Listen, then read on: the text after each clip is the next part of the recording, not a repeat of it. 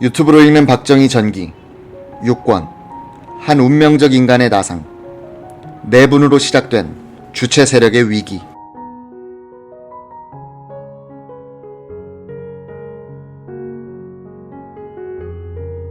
(1962년 12월 27일) 박정희 의장은 최고회의 본회의실에서 1년 20일 만에 처음으로 공식 기자회견을 가졌다. 박 의장은 바쁘다는 핑계로 자주 못 만나 미안하게 생각한다고 말했으나, 한 기자가 최고위원들이 군복을 벗고 민정에 참여하면 그 얼굴이 그 얼굴 아니냐는 말이 돌고 있다고 하자 버럭 화를 냈다. 그 얼굴이 그 얼굴이란 게 뭐요? 그런 엉터리 소리 하지 말라고 하시오. 박 의장은 자신의 출마에 관해서는 당명에 따르겠다고만 말했다. 그는 또 화폐개혁은 확실히 실패했습니다.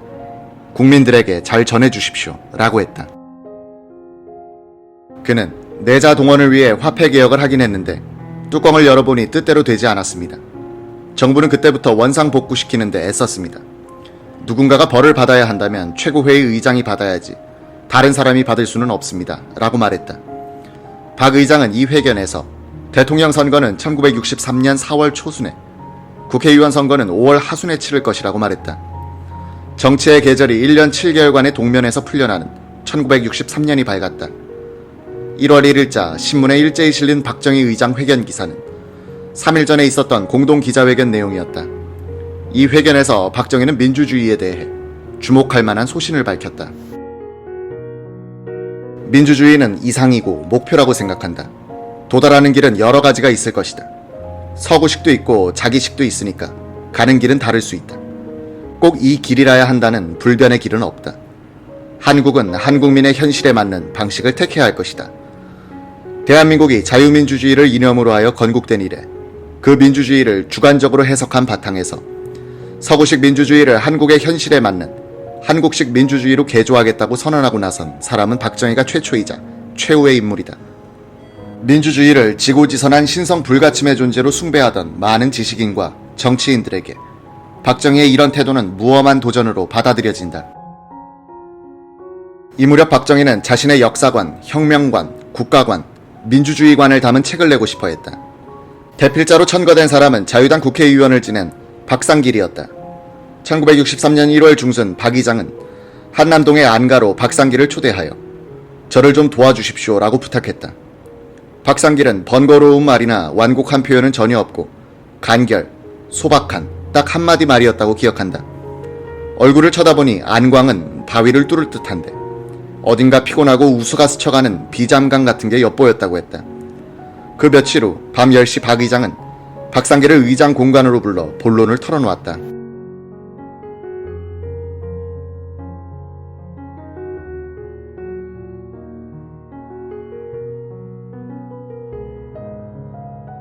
혁명인가 뭔가 했는데 국민들도 그렇고 심지어 다리를 같이 넘은 자들까지도 정확하게 내 심정을 몰라주니 미국 놈들도 그렇고 접장인가 교수라는 자들도 뭐 알아듣지 못할 소리들만 하고 가슴속에 있는 생각을 시원하고 정확하게 털어놓을 방법이 없을까요? 정치라는 게 이렇게 어려운 건지.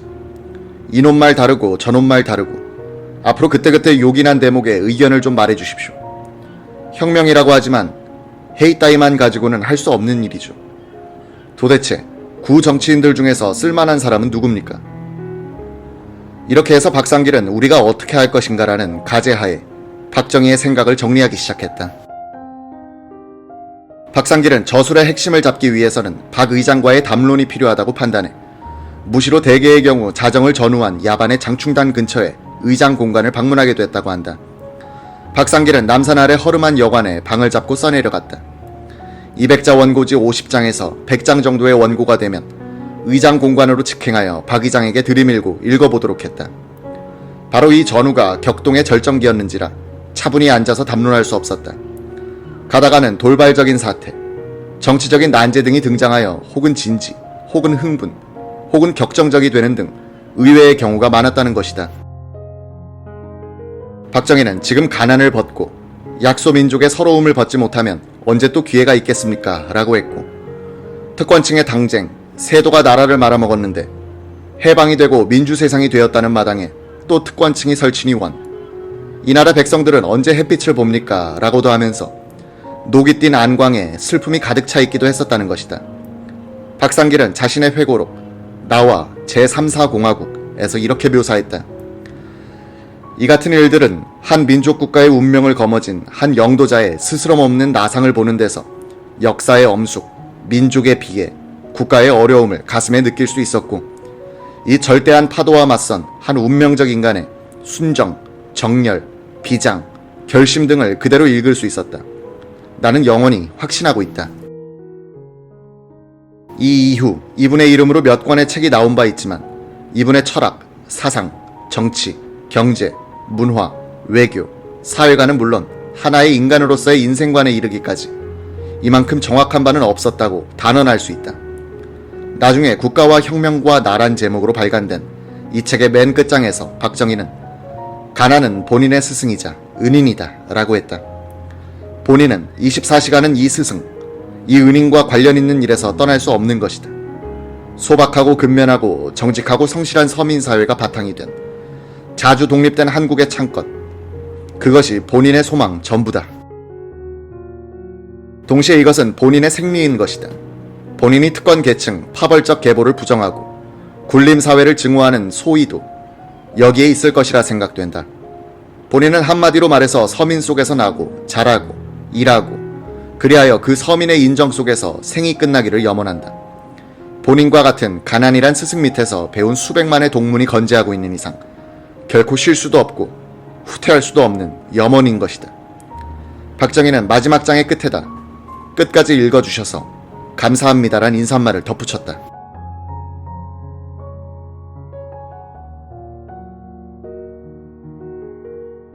김종필 정보부장은 1963년 1월 5일 육군 준장으로 전역한 뒤 9일 정보부장직을 김용순 최고위원에게 넘겨주고는 가칭 재건당 창단 작업을 공개적으로 지휘하기 시작했다. 김병로 등 민간 정치인들도 가칭 민정당을 중심으로 하여 창당에 나서고 있었다. 1월 8일과 9일 송효찬 전 내각 수반이 처음으로 박정희 김종필 노선을 정면으로 공격하고 나섰다.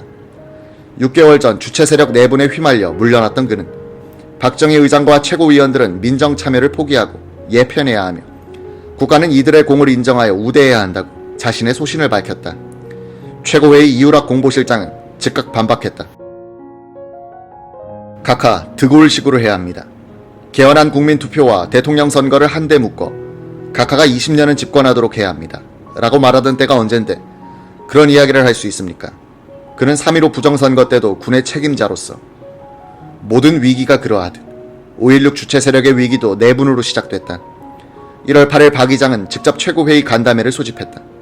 그는 화가 난 음성으로 내뱉었다. 새 정당에 대해서 불만이 많은 모양인데 속 시원히 털어놓으시오. 어디 한번 들어봅시다. 김종필의 독주, 사무국 우위, 증권 조작과 창당 자금 문제 등에 대해서 불만들이 쏟아졌다. 온건한 김윤근은 정치 지망생들이 입당 추천을 부탁하는데 추천할 길이 없어 답답합니다. 당의 문호를 개방할 수 없습니까? 라고 말했다.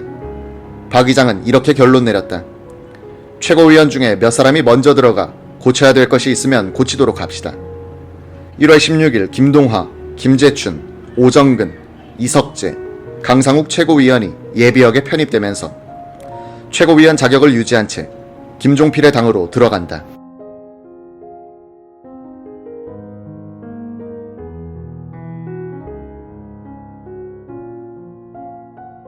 김종필은 1월 11일 조선일보 기자와의 인터뷰에서 우리 당은 자유민주주의를 지향하지만 그것은 빈곤 속에서는 구현될 수 없다고 말했다.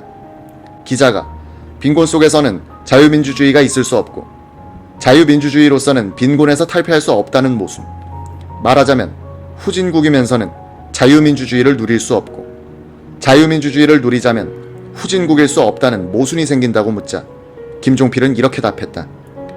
후진국에는 여러 가지 불만이 많다.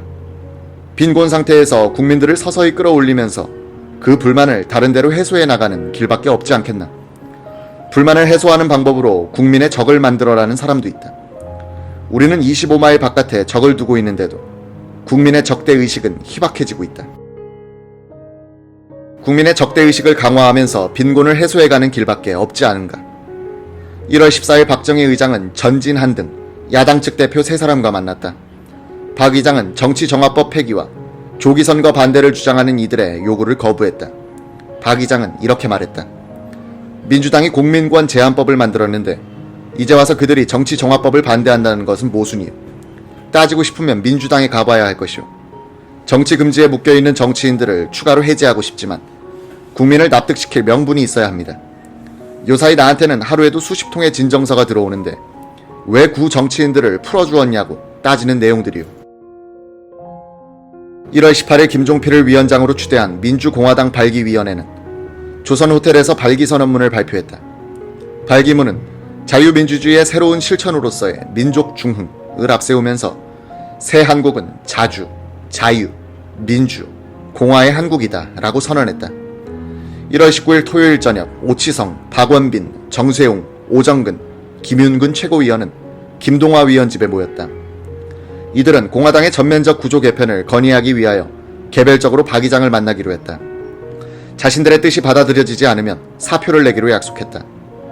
다음날 신문에 김종필 위원장이 공화당은 국민의 정당이다. 군인 출신을 특별히 우대하지 않는다. 비례대표에 기성 정치인들을 많이 포함시키겠다고 말한 기사가 실렸다. 이것도 최고위원들을 자극했다. 김종필 세력과 반대 세력 간의 갈등은 상당 부분 감투 싸움의 성격을 띠고 있었다. 1월 21일 월요일 점심때 최고회의 식당에서 석간신문을 읽던 김윤근 등 최고위원들은 깜짝 놀랐다. 김동화 위원이 사표를 내고 김종필과 공화당을 비판한 기사가 실린 것이다. 김종필에 대해 불만이 있던 최고위원들도 할 말이 있으면 내부에서 조용하게 할 일이지 왜 신문에 먼저 터뜨린단 말인가 하고 분노하고 있었다. 1월 23일 최고회의 이우락 대변인은 최고회의와 공화당 측이 말썽 많은 사무국 우위에 공화당 이원 조직을 이완화하는 등 4개 항에 합의했다고 발표했다. 하나, 당 중앙사무국은 당무회의 소속으로 한다. 둘, 도당사무국은 도당위원회의 한 기구로 한다. 셋, 지구당 사무국은 폐지한다. 넷, 사무당원제를 폐지하고 일반 당원제로 통합한다. 이는 박 의장의 요구를 김종필이 당과 상의 없이 받아들인 것이었다. 윤주영 공화당 임시대변인은 최고회의가 정당 결성에 간섭하는 것은 본연의 임무가 아니다면서 전혀 사전 연락이 없었던 일방적 발표라고 반격했다. 이날 최고위원들은 2차례 회합하여 김종필 위원장이 당 조직에서 물러날 것을 요구하는 결의를 했다. 이들은 이 결의를 이주일 부의장을 통해서 박 의장에게 전달했다. 24일 오전 김종필 공화당 발기위원장은 윤주영 대변인을 통해서 최고회의와의 내분에 책임을 지고 당직에서 물러날 뜻을 공식적으로 밝혔다. 박 의장은 이날 오후 최고위원들을 불러 모았다. 그는 최고회의는 공화당에 간섭하지 말 것, 전담 최고위원들을 제외한 모든 최고위원들은 공화당에 참가할 것 등 6개 항의 수습책을 지시했다.